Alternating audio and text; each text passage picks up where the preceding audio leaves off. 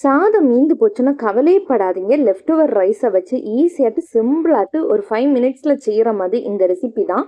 இது குயிக்காக செஞ்சிடலாம். இது எப்படி செய்யலான்னு பார்க்கலாமா? அதுக்கு ஒரு ஜாரில் நம்ம லெஃப்ட் ஓவர் ரைஸ் எடுத்திருக்கேன். இது 1 கப் அளவுக்கு இருக்கும். இந்த ரைஸை அப்படியே ஃபில்டர் பண்ணி ஒரு ஜாரில் மாற்றிக்கிட்டு இது கூடவே கொஞ்சமாக மஞ்சப்பொடி, மிளகாய்த்தூள், கரம் மசாலா இதில் போட்டுக்கிட்டு இது கூடவே தேவைக்கு 1 டீஸ்பூன் உப்பும் போட்டுக்கிட்டு பாயில் பண்ண உருளைக்கிழங்கு இதை அப்படியே கட் பண்ணி இதில் ஆட் பண்ணிக்கிறேன். இதை மிக்சியில் ஃபைன் பேஸ்ட்டாக அரைச்சி எடுத்துக்கணும்.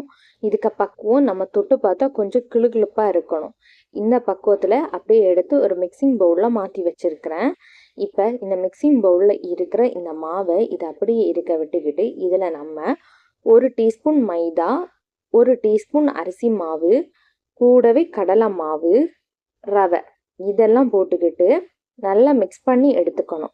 மிக்ஸ் பண்ணும்போது கொஞ்சம் பார்த்து மிக்ஸ் பண்ணிக்கணும். தேவைக்கு தண்ணி தேவைப்படாது. இப்போ இந்த பக்கம் கரெக்டாக இருக்கணும். கையில் ஒட்டக்கூடாது, விழணும். இதில் நம்ம ஆயிலையும் ஃப்ரை பண்ணி எடுக்கலாம், இல்லை பாயில் வாட்டர்லையும் ஃப்ரை பண்ணி எடுக்கலாம். இப்போ நான் பாயில் வாட்டரில் தான் இப்போ 1 டீஸ்பூன் இந்த சோயா சாஸை போட்டுக்கிட்டு இதில் டொமேட்டோ கெச்சப் ஆட் பண்ணியிருக்கேன்.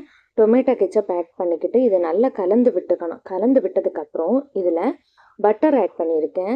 ஸ்வீட்னஸ்க்கு கொஞ்சம் சுகர் ஆட் பண்ணிக்கலாம், பிரச்சனை கிடையாது. இப்போ நம்ம பாயில் பண்ணி வச்சுருக்க இந்த பாலை இது கூடவே ஆட் பண்ணி நல்லா கலந்து விட்டுக்கணும். இது எல்லா பக்கம் ஈவனாக இந்த சாஸ் அப்படியே டச் பண்ணி இருக்கணும். அப்போ தான் இதுக்கு ஃப்ளேவராக கரெக்டாக இருக்கும்.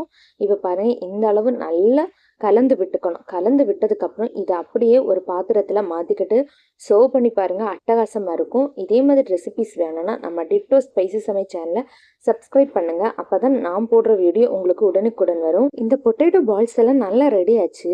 இதை அப்படியே எடுத்து சூடு டீயோ கூட வச்சு சர்வ் பண்ணி பாருங்கள், அட்டகாசமாக இருக்கும். இந்த வீடியோ பிடிச்சனா நம்ம டிட்டோ ஸ்பைசி சமையல் சேனலை சப்ஸ்கிரைப் பண்ணி அப்படியே ஃபாலோ பண்ணுங்கள்.